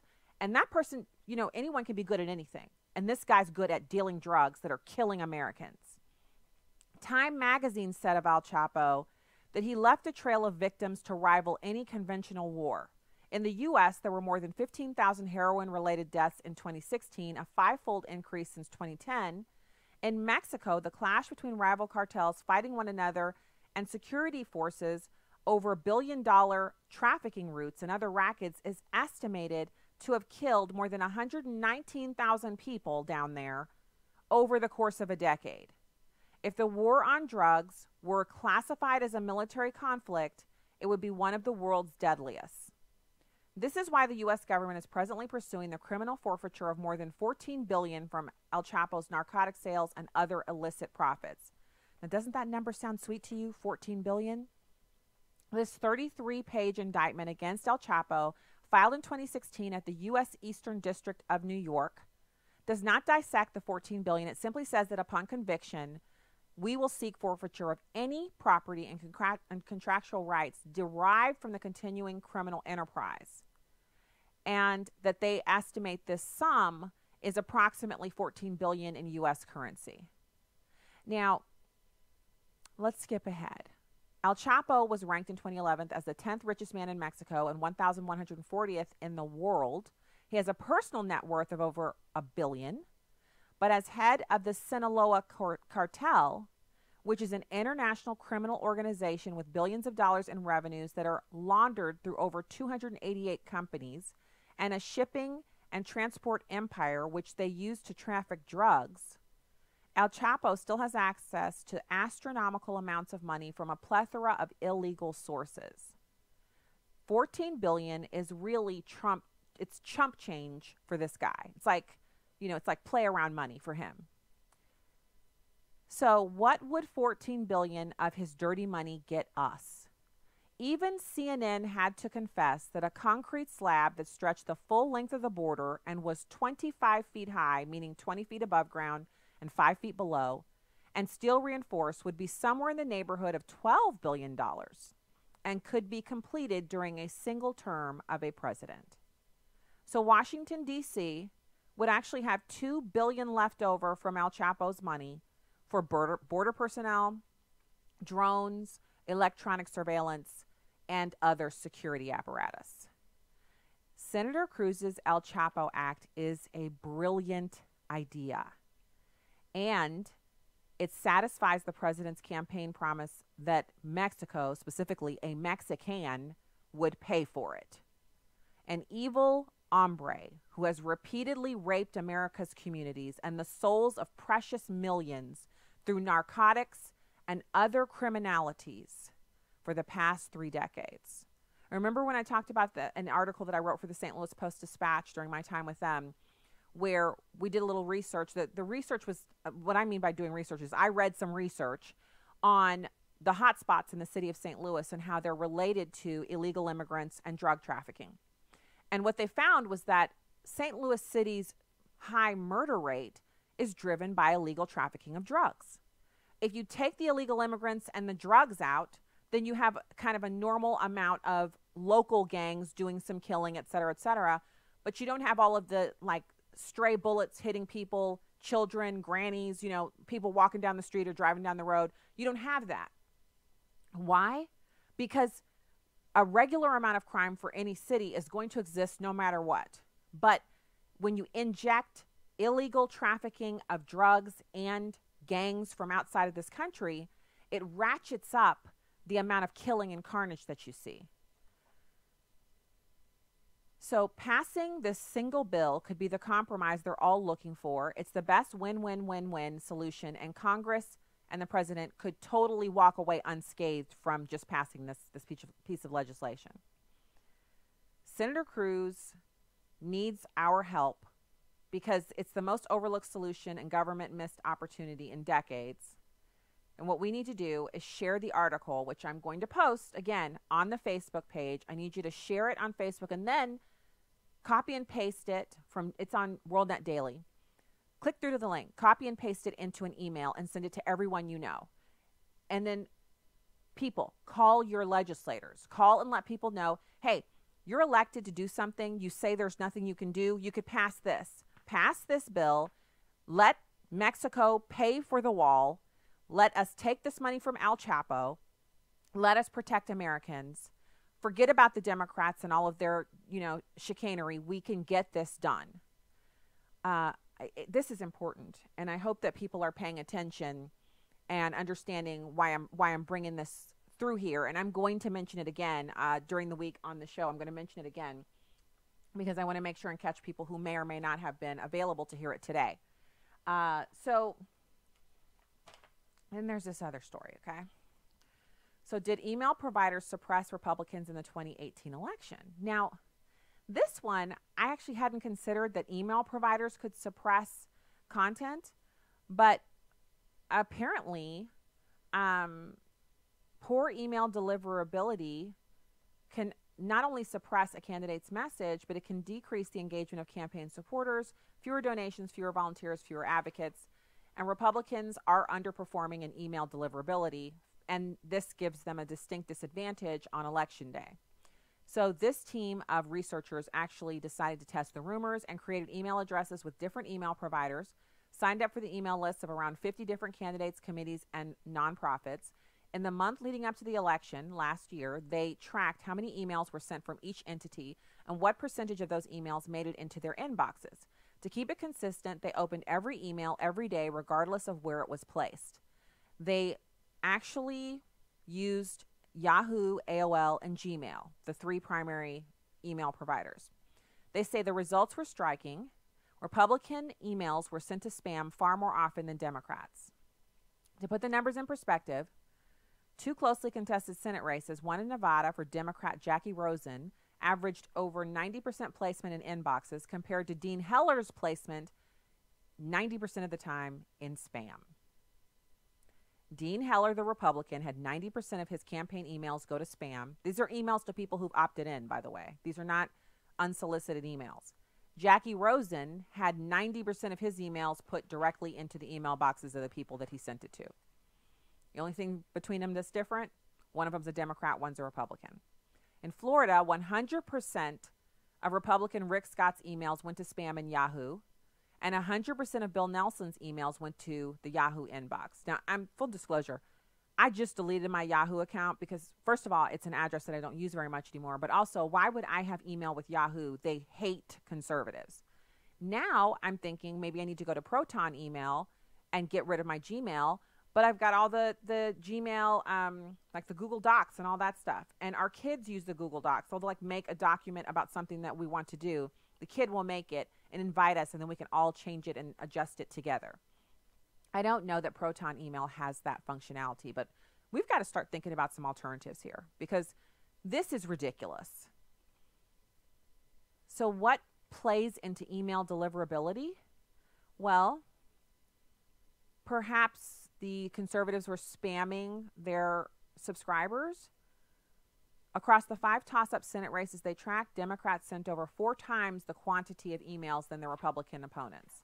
Over 4 times as many emails sent, and none of them were considered spam. So we got to figure something else out to do about this because it's one thing when it's the social media accounts and, you know, you can say what you want, but you don't have to have a Twitter to live. You don't have to have Facebook to live. It's nice, but you don't have to have it. You can have your own blog and you can get by.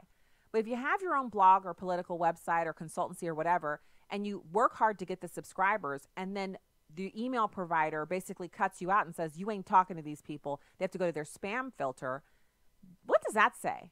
That basically means there's no place for us to go. We can only exist in face-to-face conversations and using landlines because everything else is hacked into by the Democrats and their overlords, and they're trying to suppress us in every way that they can, which indicates to me that they don't have a strong message. They don't have ideas or legislative policies and proposals that they can run on, that they can win on. They just have to cheat at everything, not just stealing votes in elections, letting illegals vote instead of citizens, but now they are actually suppressing us through stopping our emails from going through when people are running for campaigns. Why are we surprised? There is no honor if you're serving the enemy. And I'm not talking about the enemy being Democrats. Yeah, you can only serve one of 2 masters. There are only 2. So if you're not serving God, you're serving who then? All right, that's the show for today. God bless you from the Heartland. Have a fantastic evening and see you tomorrow.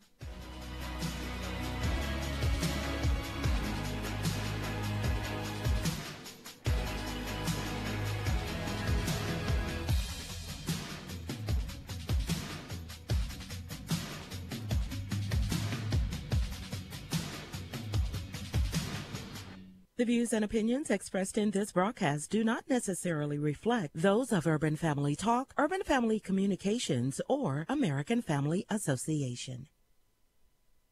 Urban Family Talk. Urban Family Talk.